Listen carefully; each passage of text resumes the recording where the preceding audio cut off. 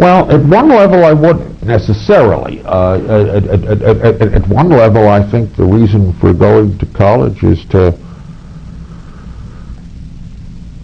get better at how to think, how to read, how to express yourself, and that's almost subject-free, though some fields tend to put more emphasis on one or another of those characteristics than others. So at one level, I don't think there's any particular subject matter. If they're taught right, they're all roads to roughly the same sort of goal. Religion allows you, I think, to ask a lot of questions. It's a very diverse phenomenon. It's a phenomenon where, in certain ways, challenges are more surprising. That is, I think one of the interesting things is you deal with students. We've done this a little bit with the one God and the evil and so on, who really think they've got a kind of a picture of what it's all about, and suddenly the picture unravels.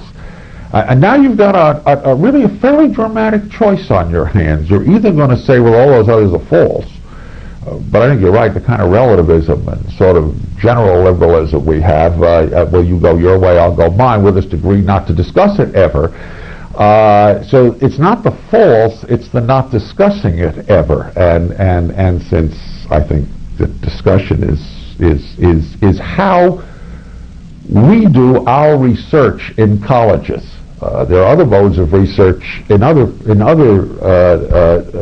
educational institutions, but how we do our research, our laboratory or our mouths, and we experiment with that.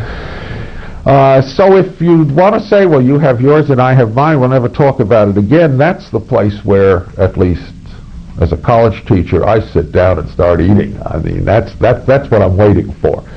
And since I get you there, I can challenge assumptions you've not really even thought about. You haven't defended them. You just didn't know there were any other assumptions. And as a lot of that goes into college, then religion is a perfectly fine place to start off with. History is a good place to start off with that.